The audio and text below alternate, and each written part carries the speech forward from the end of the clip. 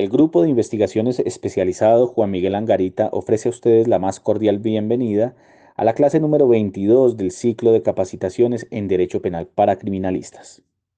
Mi nombre es Hernán Andrés Suárez Uribe, su capacitador, y les agradezco a todos los presentes por su asistencia. Bueno, hoy ya vamos a iniciar con una etapa que es la etapa de investigación. Hoy vamos a hablar de la audiencia de imputación y vamos a hacer una pequeña introducción a el régimen de restricción de la libertad. Mañana nos concentraremos sobre ese régimen de la restricción de la libertad. Hablaremos de las medidas de aseguramiento, de su imposición, de sus clases, hablaremos de la revocatoria, la sustitución de la medida, de la libertad por vencimiento de términos, de la captura. O sea, hablaremos en términos generales de ese régimen de restricción a la libertad. Hoy vamos a iniciar entonces, como yo les decía a ustedes, con el tema de la audiencia de imputación.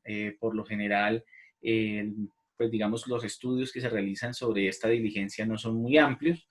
En la medida en que es una audiencia inicial dentro del procedimiento penal, no se le da mayor importancia en algunos escenarios, pero esta audiencia de imputación tiene unos aspectos que ahorita vamos a poner de presente que revelan la importancia de un adecuado manejo de la audiencia de imputación, no solamente para la fiscalía, sino también para la defensa técnica del procesado.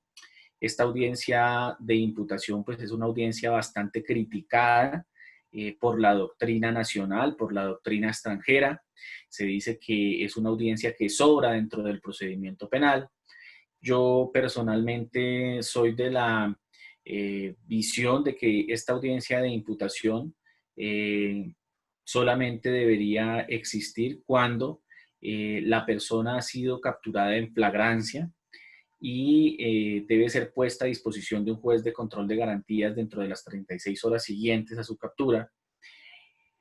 Y en ese acto de poner a disposición del juez, pues formular una imputación para que con posterioridad se haga la investigación. En esos casos concretos yo, digamos, soy partidario de que exista la audiencia de imputación en el régimen de ley 906.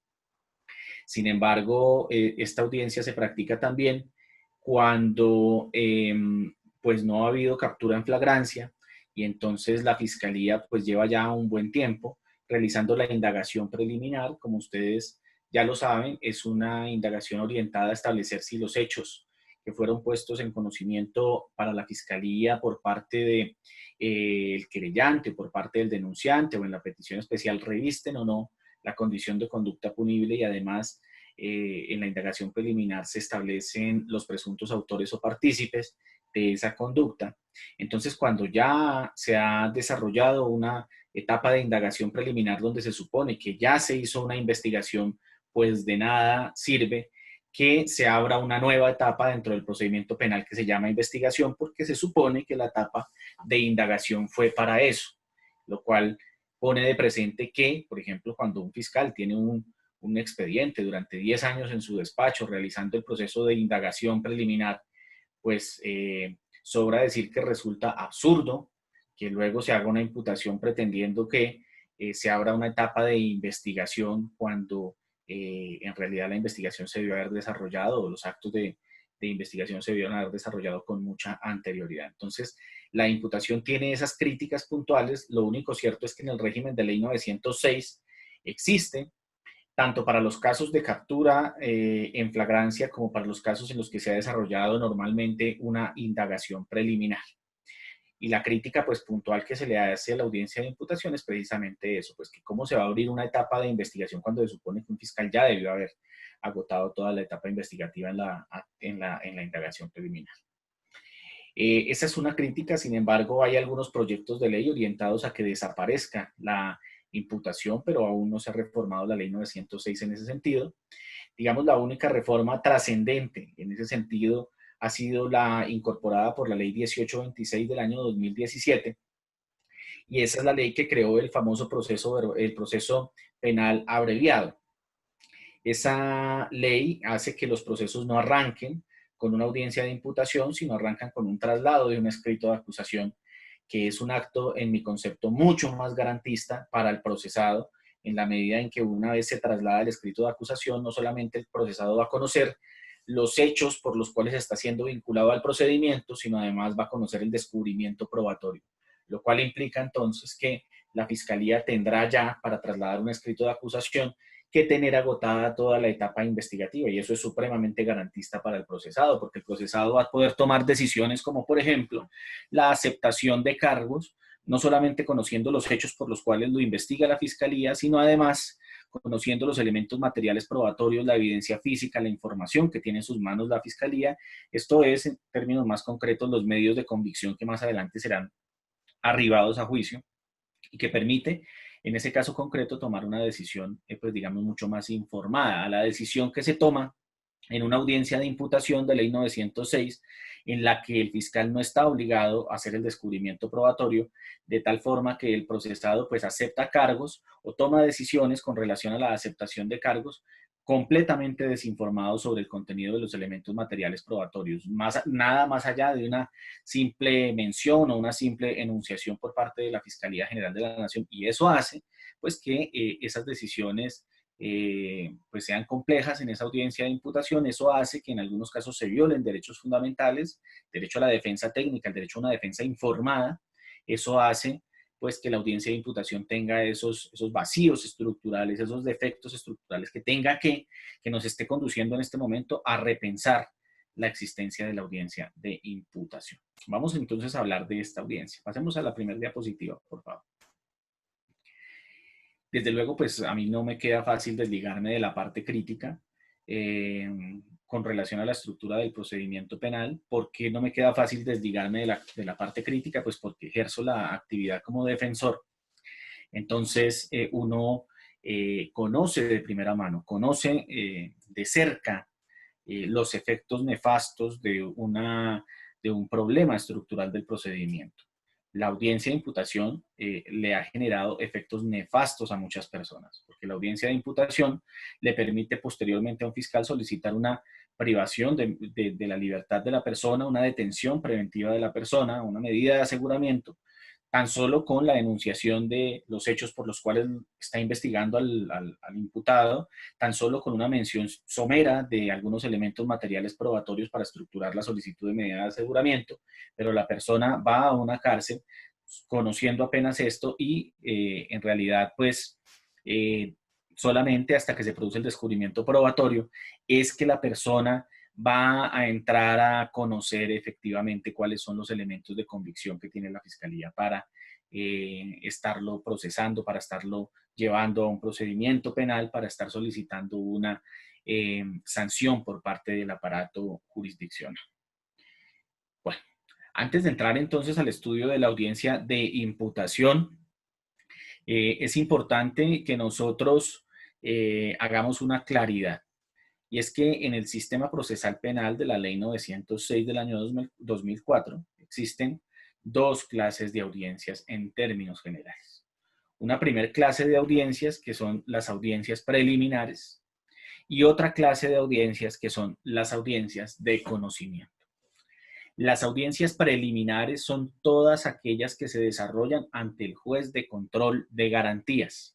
El único juez competente para conocer del manejo de audiencias preliminares es el juez constitucional con función de control de garantías. Ahorita vamos a decir por qué es un juez constitucional. Y el único competente para conocer de las audiencias de conocimiento es el juez de conocimiento. El juez penal, municipal, del circuito, el juez penal especializado, de conocimiento, las salas de decisión de los tribunales cuando ejercen función de conocimiento y la Corte Suprema de Justicia también, pues digamos, tiene esta función de conocer de las audiencias de conocimiento. Esas audiencias de conocimiento, como lo hemos mencionado a lo largo de estas charlas, son la acusación, la audiencia preparatoria, la audiencia de juicio oral. Esas son las tres audiencias más importantes de la etapa de juicio, es decir, las que se desarrollan ante el juez de conocimiento, pero hay algunas audiencias también que se desarrollan ante el juez de conocimiento, que es la audiencia del 447, que es la de la individualización de la pena, cuando el sentido del fallo es condenatorio, o también la audiencia de incidente de reparación integral, que es una audiencia que se produce también con posterioridad al sentido del fallo condenatorio, y en esa audiencia pues la víctima tiene la oportunidad de presentar ante el juez de conocimiento una solicitud para la reparación integral de sus perjuicios. Eso también se desarrolla ante el juez de conocimiento. Pero los tres escenarios estructurales de la parte de competencia de los jueces de conocimiento son pues la acusación, la audiencia preparatoria y la audiencia de juicio oral. Todas las otras audiencias que se produzcan dentro del procedimiento penal son audiencias preliminares y se desarrollan ante quién? Ante el juez de control de garantías. Para efectos de esta exposición, simplemente yo quiero que ustedes, queridos amigos, tengan claro que las audiencias preliminares pueden ser de 5 clases. La audiencia preliminar por excelencia es la imputación en el régimen de la ley 906, por eso hoy vamos a hablar de la audiencia de imputación. Las otras audiencias preliminares son las audiencias relacionadas con el régimen de la libertad. Entonces, en esas audiencias podemos encontrar las audiencias relacionadas con la captura, para que un juez de control de garantías emita la orden de captura, para que un juez legalice la captura, o sea, haga un control posterior a la captura. Las audiencias de imposición, de sustitución, de revocatoria de medida de aseguramiento también son audiencias preliminares, y las audiencias de libertad por vencimiento de términos también son audiencias preliminares. Entonces, como ustedes pueden ver, dentro de nuestro régimen de audiencias preliminares tenemos la imputación, las audiencias relacionadas con la libertad del imputado, las audiencias también de control previo y posterior a los actos de investigación. Esas audiencias también se desarrollan como audiencias preliminares. Ahí en nuestra tablita pusimos tan solo un ejemplo, la audiencia de búsqueda selectiva en bases de datos, pero nosotros en las charlas pasadas pues hemos mencionado cómo existen muchos actos investigativos que tienen que pasar por el control previo y por el control posterior ante el juez de control de garantías, en especial aquellos que afectan derechos fundamentales. Y pues ya hicimos un estudio, digamos, de bastante tiempo sobre esos temas, no los alcanzamos a abordar, pero pues ya saben ustedes por qué razón se va ante el juez de control de garantías.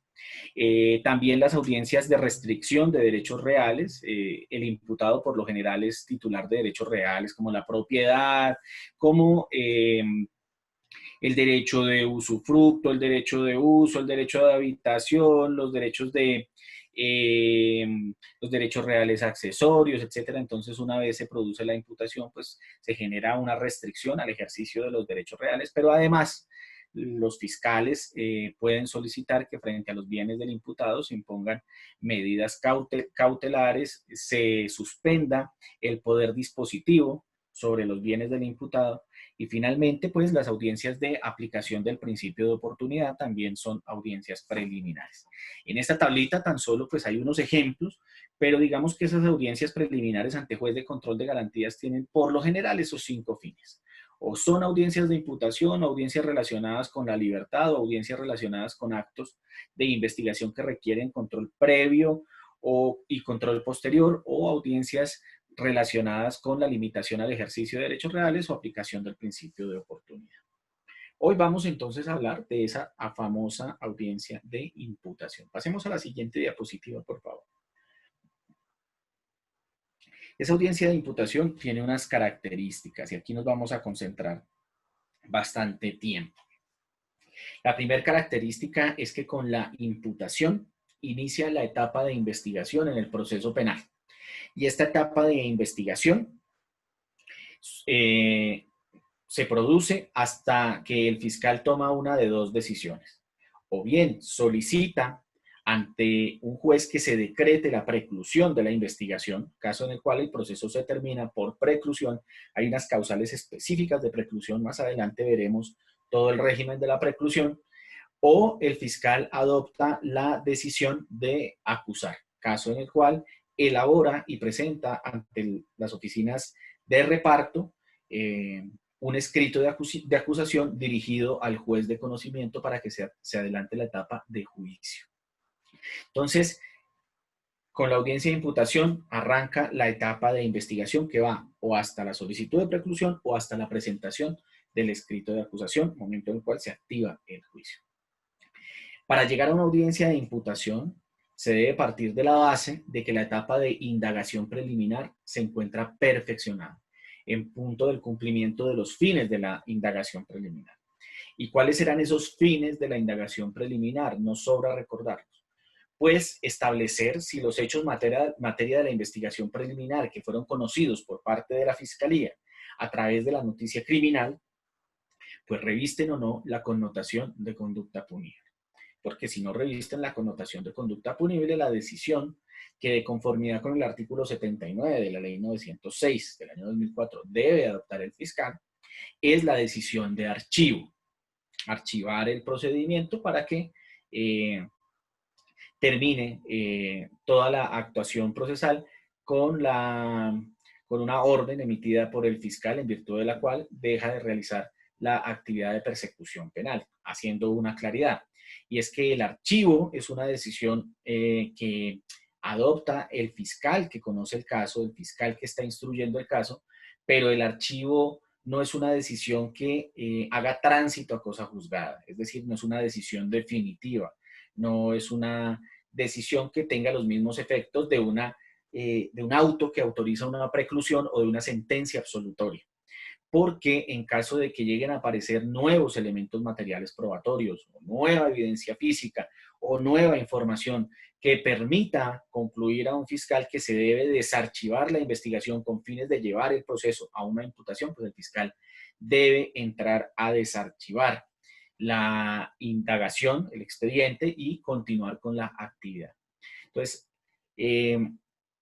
lo primero que se hace entonces es verificar si los hechos que se investigaron en la etapa de indagación preliminar revisten o no la condición de conducta punible. También es necesario para llegar a una audiencia de imputación verificar que la Fiscalía haya individualizado plenamente a los presuntos autores o partícipes de la conducta punible. Ese proceso de individualización de los presuntos autores de la conducta punible es un procedimiento que se realiza a través de la recolección de cualquier clase de elemento material probatorio o evidencia física que permita establecer todas las condiciones civiles de la persona a quien se señala como presunto autor o como presunto partícipe. Esto es el nombre de la persona, sus apellidos, su número de identificación, su nacionalidad, su domicilio, su lugar de residencia, sus datos de ubicación, su actividad económica, mejor dicho, lo que en términos generales llaman los investigadores un arraigo. Establecer el arraigo de la persona, saber quién es y cómo esta persona se relaciona en su contexto familiar, en su contexto social, en su contexto laboral. O sea, una adecuada individualización del procesado, a tal punto que la falta de individualización del procesado, del indiciado, la imposibilidad de individualizar el indiciado, pues conduce a que el fiscal tenga que emitir una orden de archivo. Porque si no va a tener a quién imputar, pues obviamente no puede entrar a solicitar una audiencia preliminar de imputación. La audiencia de imputación entonces también parte de la idea de que la fiscalía ya tiene que tener elementos materiales probatorios, ya tiene que tener recolectada evidencia física, ya tiene que tener recolectada la información de manera legal que le permita construir con relación al indiciado o a los indiciados una inferencia razonable de autoría o participación en la conducta punible. La inferencia razonable de autoría o participación en la conducta punible tiene una característica fundamental y es que no es un conocimiento desde el punto de vista probatorio más allá de toda duda sobre la responsabilidad penal de la persona, porque en esta etapa procesal la persona aún se presume inocente, por una parte. Segundo, debe ser tratada como inocente. Esto es que toda manifestación con relación al indiciado es una manifestación que debe estar precedida por la palabra presunto autor o presunto partícipe de la conducta punible. Y además, no se requiere que ante el juez de control de garantía se acredite, repito, ese conocimiento más allá de toda duda razonable sobre la autoría o participación en la conducta punible, porque aquí lo único que se necesita es un grado de convicción, de inferencia razonable, esto es, un nivel de convicción mínimo para entrar a pensar que una persona está o no vinculada con la realización de una conducta punible. Esa idea que acabo de expresar, relacionada con que se debe tener un mínimo de conocimiento sobre la autoría o participación del indiciado, no quiere decir que no se deba tener conocimiento sobre la autoría o participación y que los elementos sobre los cuales se edifica esa autoría o participación en la conducta punible puedan ser cualquier clase de elementos interpretados de manera arbitraria o como el fiscal quiera, no. O sea, la inferencia razonable no es sinónimo de una flexibilidad absoluta. La inferencia razonable no es sinónimo de una informalidad absoluta en la construcción de la teoría sobre la autoría o participación del indiciado en las conductas punibles. Simplemente es un grado de conocimiento que de manera progresiva va aumentando hasta el momento en que se llegue a la sentencia, donde para efectos de una condena sí se exige que se haya acreditado a través de la depuración de los medios de convicción eh, que la persona fue autora o partícipe de una conducta punible con un grado de conocimiento más allá de toda duda razonable. A tal punto que la duda que se llegue a generar en el contexto del juicio, pues debe ser resuelta a favor del procesado en función de un principio que se llama indubio pro reo. Bien, entonces estas son unas características, digamos, fundamentales de la audiencia de imputación. Con ella inicia la etapa de investigación, se parte de que ya está bien desarrollada la indagación preliminar. Y eso implica entonces que los hechos, materia de la indagación preliminar, revistan la connotación o tengan la connotación de conducta punible, que estén plenamente individualizados los autores o partícipes y que sobre ellos, a partir de los elementos materiales probatorios, la evidencia física y la información legalmente obtenida, se pueda inferir razonablemente su presunta autoría o participación en la conducta punible en materia de la investigación. Pasemos a la siguiente diapositiva.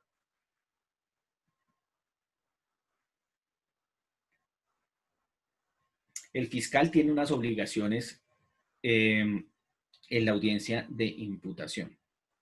Cuando yo hablo, la ley 906 habla de deberes y a veces los deberes, a veces la palabra deber pareciera tener un contenido flexible.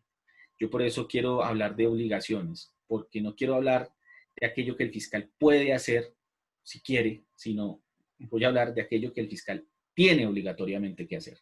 Y los defensores estamos en la facultad de exigirle al fiscal que tiene que hacer lo que vamos a decir en este momento. No es si quieren los fiscales. Lo primero que tiene que hacer un fiscal en una audiencia de imputación es realizar una exposición detallada, una exposición profunda, una exposición completa, una exposición clara de los hechos jurídicamente relevantes, los hechos indicadores y los medios de convicción con que cuenta el fiscal para la exposición de los hechos. La norma ha utilizado expresiones como una relación sucinta de los hechos jurídicamente relevantes. Y cuando utiliza la norma esa expresión sucinta, pareciera ser que el legislador le estuviera diciendo al fiscal que esa exposición tiene que ser corta, tiene que ser una exposición imprecisa, tiene que ser una exposición etérea, una exposición cualquiera. No, esa no es la obligación que emana del espíritu de la norma. Esa no es la obligación que emana del contexto de la ley 906. En realidad lo que le está diciendo la ley 906 al fiscal es que tiene el deber, obvio, sin extenderse en aspectos irrelevantes, pero tiene el deber de decirle a las partes cuáles son los hechos, al indiciado, al imputado y a la defensa, cuáles son los hechos jurídicamente relevantes, cuáles son los hechos indicadores y cuáles son los medios de convicción que llevaron al fiscal a solicitar una imputación en contra de esa persona. Esto es que el fiscal entonces tiene que obrar con la mayor claridad en la exposición de estos hechos. ¿Por qué tiene que obrar con la mayor claridad? Porque estos hechos no los va a poder variar en la acusación. Los hechos no los va a poder variar negativamente en la acusación. El fiscal no va a poder ampliar los hechos jurídicamente relevantes de la imputación en la etapa de acusación, porque ya no va a ser admisible para el fiscal hacer eso. ¿Por qué no? Porque desde la imputación se activa el derecho, o en términos generales se activa desde la misma noticia criminal, pero desde la imputación se activa el derecho a la defensa técnica asociado con el principio de congruencia, en virtud del cual en la acusación el fiscal no puede variar de manera negativa los hechos de la imputación. Pensemos que un fiscal en la imputación relaciona los hechos constitutivos, por ejemplo, de un acto sexual abusivo, y en la acusación relaciona los hechos constitutivos de un acceso carnal violento, que es un delito de mucha mayor contundencia punitiva, que es un delito de mayor riqueza descriptiva, que además es un delito de mayor gravedad. Eso no está permitido para los fiscales. Por eso es que desde la imputación los fiscales tienen que tener claro a qué es que van a llevar a una persona a un procedimiento penal, porque si no lo tienen claro, pues no imputen hasta el momento, hasta cuando lo tengan claro, por más que tengan presión del coordinador de la unidad o presión de los medios de comunicación, etcétera, no imputen. ¿Por qué? Pues porque no van a poder corregir los errores en la etapa de acusación y el juez tampoco se los va a corregir en la sentencia en virtud de un principio transversal al procedimiento penal, que es el principio de congruencia. ¿Qué son los hechos jurídicamente relevantes? ¿Qué son los hechos indicadores? ¿Qué son los medios de convicción? Los hechos jurídicamente relevantes son aquellos hechos que se exponen en la imputación y que se exponen en la acusación, que se pueden subsumir en el modelo normativo del delito. Nosotros cuando iniciamos a hablar de el concepto del delito, hace algunas semanas ya, nosotros decíamos que para la aplicación de la norma jurídica, para diferenciarla de los principios constitucionales y de los principios rectores, pues tenemos claro que las normas se componen de dos elementos puntuales: un componente fáctico y una consecuencia jurídica, un componente fáctico hipotético y una consecuencia jurídica. El que matare a otro, ese es el componente fáctico hipotético. La consecuencia jurídica sería incurrirá en prisión. ¿Qué son los hechos jurídicamente relevantes? Los hechos jurídicamente relevantes son aquellos que se pueden subsumir o que se pueden encajar en el componente fáctico hipotético de la norma. Si la norma es el delito de homicidio, pues los hechos jurídicamente relevantes son todos aquellos hechos que se pueden subsumir en ese modelo normativo y que permiten afirmar que el imputado mató a otro. O sea, el imputado incurrió en el verbo rector de la conducta punible sobre un sujeto pasivo determinado. Esos son hechos jurídicamente relevantes. Son hechos que se pueden encajar en el modelo normativo del delito. Delito de acceso carnal violento. Pues los hechos jurídicamente relevantes del acceso carnal violento, para que un fiscal adecue o señale adecuadamente en la imputación cuáles son los hechos jurídicamente relevantes del delito de acceso carnal violento, pues tendría que indicar que el imputado, en calidad de autor, como sujeto activo de una conducta, porque la desplegó por vía de acción ocurrida el día tal a tal hora, en presencia de tales personas, bajo determinadas circunstancias de tiempo, modo y lugar, decidió aproximarse a su víctima, someterla, reducirla, imposibilitarle su capacidad de defensa, imposibilitar la posibilidad o que esta persona se opusiere válidamente a una pretensión sexual, amarrándola, etcétera, sometiéndola, y de manera violenta, despojándola de su ropa, despojándola de su vestimenta y procediendo a accederla carnalmente en contra de su voluntad. ¿Qué es lo que yo estoy diciendo acá? Pues que como fiscal, el fiscal tiene que señalar dentro del componente de los hechos jurídicamente relevantes todos aquellos hechos que permiten indicar que el imputado es sujeto activo de una conducta punible en calidad de autor, en calidad de coautor, en calidad de determinador, de cómplice, de interviniente, y que esa conducta se materializó cuando el imputado desplegó determinado verbo rector sobre tal víctima, cumpliéndose además determinados elementos normativos, determinados elementos descriptivos del delito, pero además diciendo si la conducta fue desplegada por vía de acción, si fue desplegada por vía de omisión, si la omisión fue propia, si la omisión fue impropia. Si se le imputa el delito en calidad de coautor, pues el fiscal tendrá que indicar qué clase de coautor es y en los hechos jurídicamente relevantes tiene que indicar por qué lo considera un coautor. Por ejemplo, porque estaba desplegando la conducta en asocio con otras personas, mediante un acuerdo previo, concomitante a la realización de la conducta punible y con dominio funcional del hecho, porque su retractación o porque su no participación implicaba implicaba eh, que se estropeara el plan criminal, pero además que en desarrollo de esas conductas se reunieron todos los elementos de la tipicidad objetiva, los elementos de la tipicidad subjetiva, los elementos de la antijuridicidad y los elementos de la culpabilidad.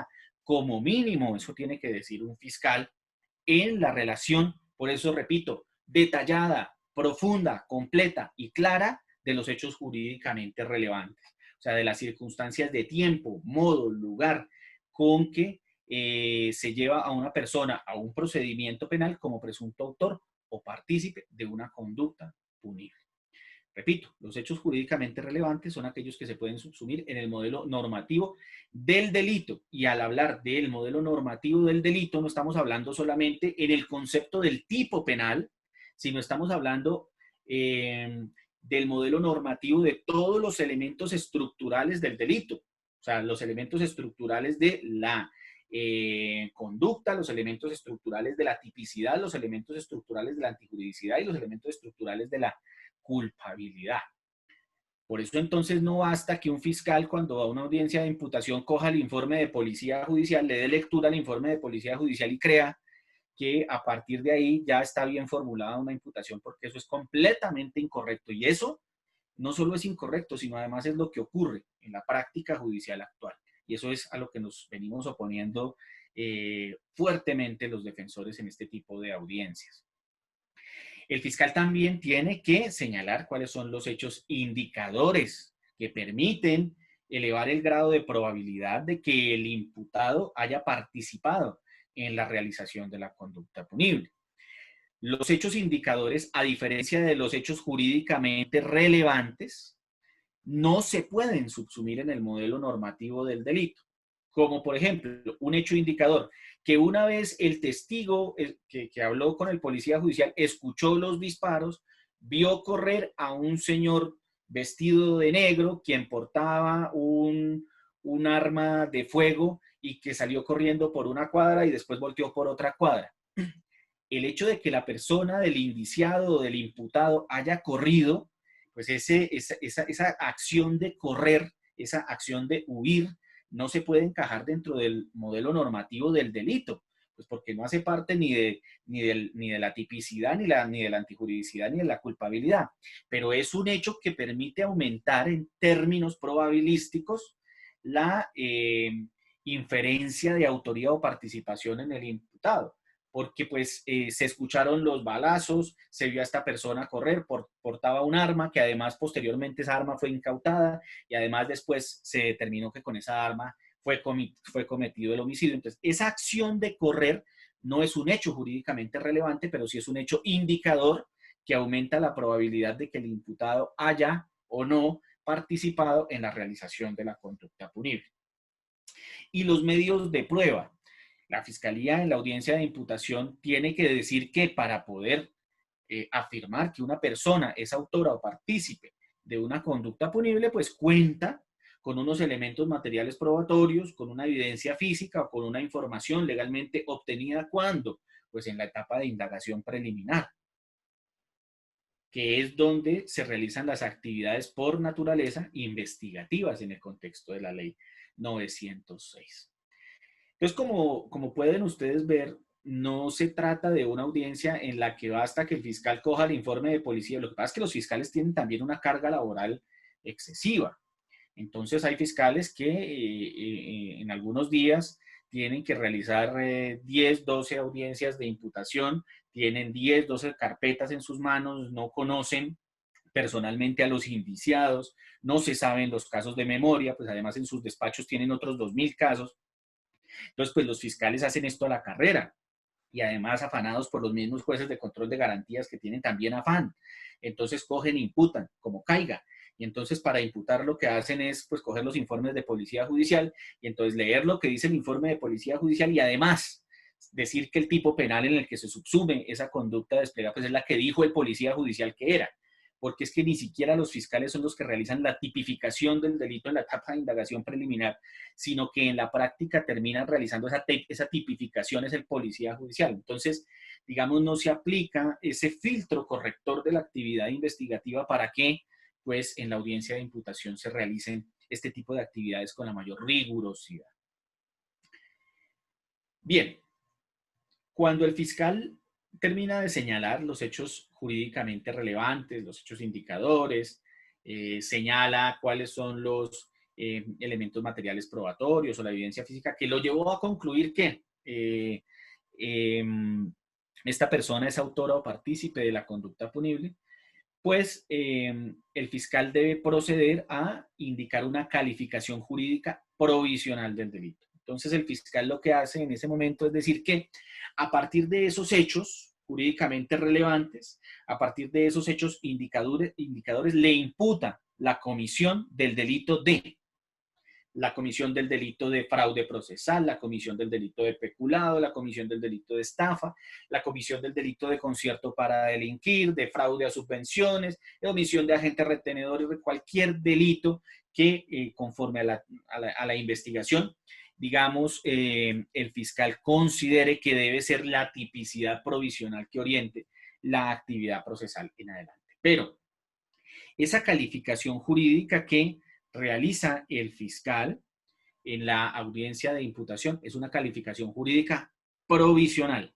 ¿Esto qué quiere decir? Pues que esta calificación puede variar en la etapa de acusación y también puede variar en la sentencia. Más adelante miraremos el régimen de la variación de las calificaciones jurídicas provisionales, porque esas variaciones que se realizan en etapas posteriores deben obedecer a unos criterios correctivos también decantados por la jurisprudencia de la Sala de Casación Penal de la Corte Suprema de Justicia. Como por ejemplo que no puede variar una calificación jurídica provisional entre la imputación y la acusación cuando los hechos jurídicamente relevantes descritos en la audiencia de imputación no permite, en el momento de la acusación, no permiten acomodar esa nueva calificación jurídica a esos hechos, no permiten encajar esos hechos en esa nueva calificación jurídica. Entonces, un primer criterio restrictivo es que la imputación fáctica determina la acusación fáctica de tal manera que por más que la calificación jurídica sea provisional, pues solamente puede haber una variación en audiencia de acusación si los hechos narrados en la imputación permiten hacer esa variación, porque si los hechos no permiten hacer esa variación está totalmente prohibida y debe ser corregida adecuadamente en la audiencia de acusación por parte del fiscal. Bueno, entre otras reglas que ha decantado la Sala de Casación Penal de la Corte Suprema de Justicia. O sea, existe una flexibilidad en punto de la variación, pero esa variación solamente puede ser desarrollada en algunos escenarios. Y digamos que un criterio orientador de esa variación es la favorabilidad.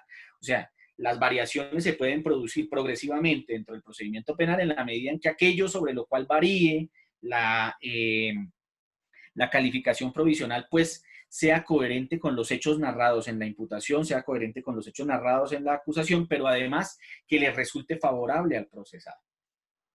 Bien. Otra obligación del fiscal en la audiencia de imputación es indicarle al imputado los beneficios que se derivan en caso de aceptación de cargos. por regla general, cuando el imputado acepta cargos en la misma audiencia de imputación, tiene un beneficio eh, en la dosificación de la pena que podría ir hasta el 50% de la pena a imponer. Entonces, en la audiencia de imputación, la persona acepta y de la pena a imponer puede obtener una rebaja hasta del 50%. No del 50, sino hasta el 50%. ¿Eso quién lo determina? Pues eso lo determina el juez de conocimiento al momento de la imposición de la pena. ¿De qué depende que esos beneficios punitivos se cumplan? Pues de varios factores. Depende de que el imputado haya reparado adecuadamente a las víctimas, la reparación a las víctimas o la restitución del objeto material del delito o asegurar la restitución del objeto material del delito, como por ejemplo en los delitos contra la administración pública, asegurar que, por ejemplo, los dineros que se obtuvieron a través del peculado van a retornar a la administración como consecuencia no solo de la aceptación de cargos, sino de actividad, de acciones positivamente verificables del imputado, pues de ello depende que se otorguen esos beneficios punitivos. Ya lo ha dicho la Sala de Casación Penal de la Corte Suprema de Justicia. Pero además, estos beneficios punitivos dependen también de la clase de delito que se esté investigando. Porque, por ejemplo, en materia de delitos contra la vida, contra la integridad personal, contra la integridad, autonomía y formación sexual de los menores de edad, la aceptación de cargos no permite ningún tipo de beneficio punitivo. No permite ningún tipo de subrogados. De hecho, la Fiscalía tiene prohibida la aplicación de el principio de oportunidad en esos casos o prohibida también la realización de preacuerdos con la finalidad de generar beneficios punitivos para para el imputado. Entonces, pues esto solamente se obtiene en la medida en que se realice la reparación de del perjuicio causado o se garantice la restitución del objeto material del delito, sea plata, sean bienes, etcétera, y además de que el delito admita este tipo de beneficios punitivos. Repito, aclaramos que cuando estamos hablando de delitos contra la vida, contra la integridad sexual, contra la integridad personal de menores de edad, este tipo de beneficios están completamente proscritos. ¿Por qué están proscritos? Pues no se sabe por qué están proscritos. Dicen que el legislador cree que al prohibir este tipo de beneficios cuando los delitos son contra menores de edad, entonces se genera un mayor nivel de prevención eh, a nivel social en la realización de conductas punibles contra los niños. Pero eso es completamente falso. Si uno revisa las tasas de criminalidad en contra de los niños, las tasas de violencia sexual, las tasas de violencia física en contra de los niños entre el año 2000 y el año 2019, por ejemplo, tan solo con los datos del Instituto Nacional de Medicina Legal, pues uno podrá observar que por más que se han presentado estas reformas legislativas, estas restricciones en los preacuerdos, en las negociaciones, en la aplicación del principio de oportunidad o en los beneficios por aceptación de cargos, pues la tasa de criminalidad no se reduce. Y no se reduce por una razón ya conocida desde la época del Renacimiento. Y es que el delincuente no le tiene miedo a la pena. O sea, eso es una falacia, eso es una entelequia, eso es algo que ya está comprobado científicamente. O sea, el quantum de la pena no conduce al delincuente a abstenerse al momento de la realización de una conducta punible. Entonces, pero existen ese tipo de restricciones, no se sabe cuál es la razón de política criminal en la práctica, no se sabe, proteger a los niños, pues, pero esa es una razón de política criminal etérea, indeterminada, no se sabe cuál es el famoso nivel de protección cuando las tasas de criminalidad en contra de los niños no bajan. Pues, eso quiere decir que el derecho penal no es el encargado de resolver ese tipo de dificultades por las que atraviesan determinados sectores de la población, que sí serían, por ejemplo, la implementación de determinadas políticas públicas. Entonces, indicar cuáles son esos beneficios es un deber de la Fiscalía General de la Nación en la audiencia de imputación. También el fiscal tiene el deber o la obligación de indicarle al imputado que adquiere esa condición a partir de esa audiencia y que no podrá enajenar bienes sujetos a registro con posterioridad a la audiencia de imputación. O sea, bienes inmuebles, naves, aeronaves, cuotas de interés, por ejemplo, en sociedades, en sociedades comerciales, en sociedades colectivas.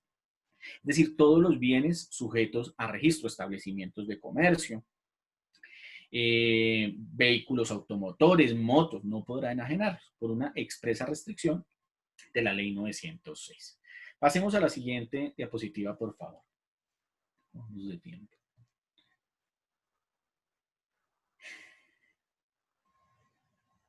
La audiencia de imputación tiene unos requisitos de validez.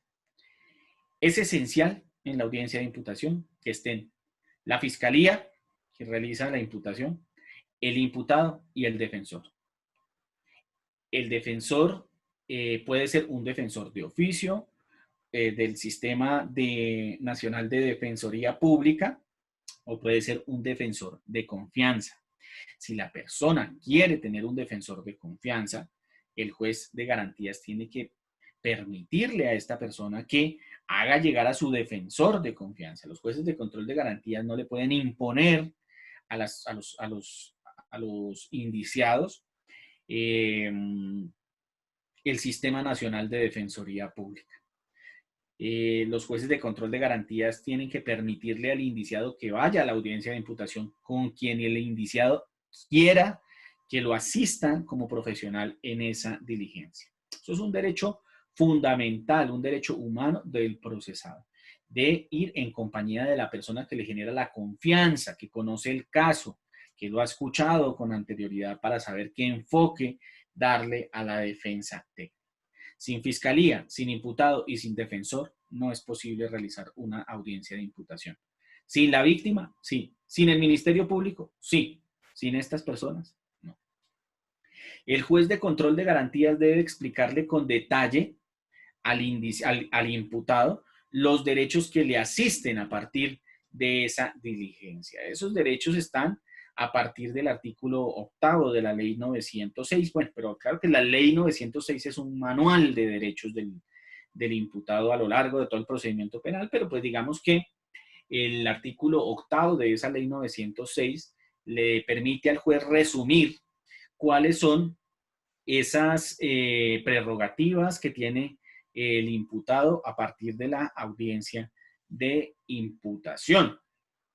Como por ejemplo, que no está obligado a autoincriminarse, que no está obligado a declarar en contra de sí mismo, a declarar en contra de su cónyuge o compañero permanente, no está obligado a declarar en contra de sus familiares dentro del 4º grado de consanguinidad, dentro del 2º grado de afinidad, dentro del 1er grado civil, que esta persona tiene el derecho de ser asistida por un defensor, que tiene el derecho a ser escuchada, que tiene el derecho a controvertir pruebas, a controvertir las pruebas de cargo de la fiscalía, a aportar pruebas de descargo, todas las prerrogativas que emanan de la condición de imputado y del derecho fundamental a la defensa.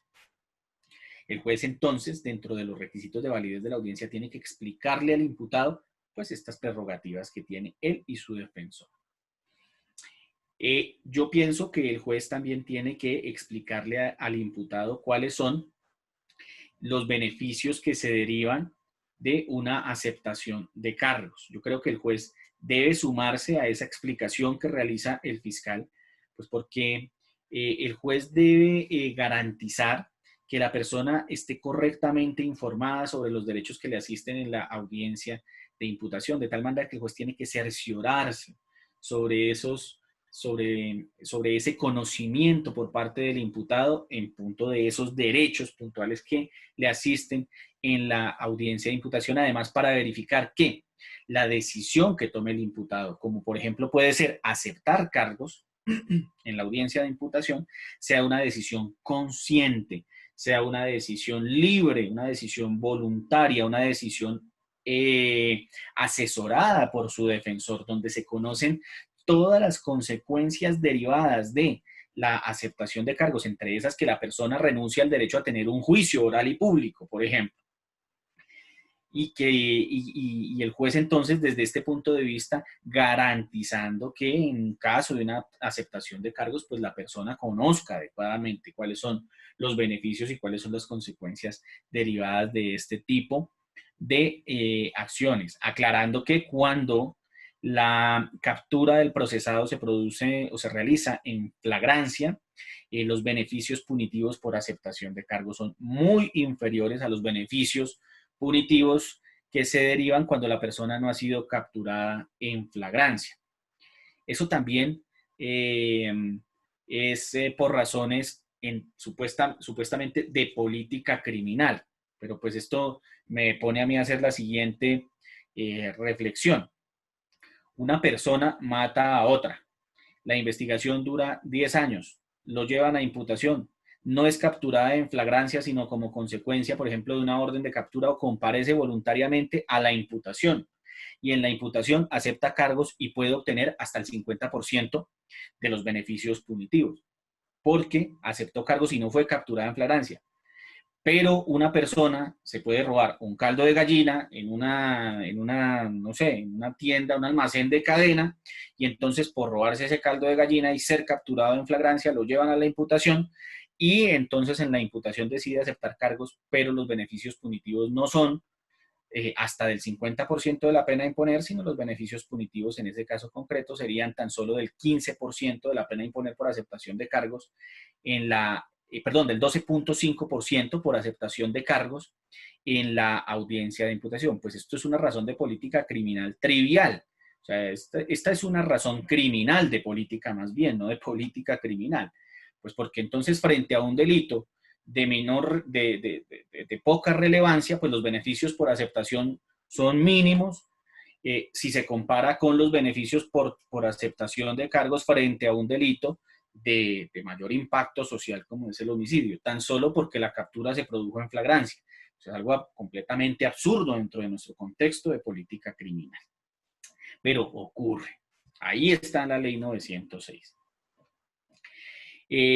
La defensa puede solicitar una aclaración o complementación de la exposición hecha por el fiscal. Cuando el defensor o el imputado no entendieron qué fue lo que dijo el fiscal, pues está el defensor en la posibilidad de solicitar esas aclaraciones o esas complementaciones, lo cual casi no se hace, porque uno como defensor no está para corregirle los errores a los fiscales.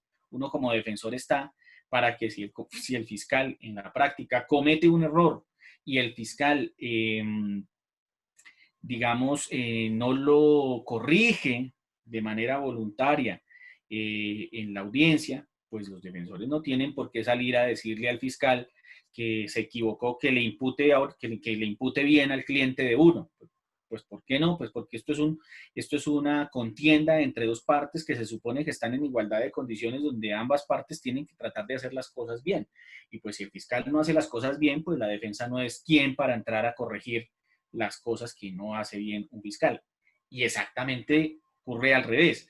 Cuando el defensor no hace las cosas bien, pues el fiscal no está para subsanar los errores del defensor.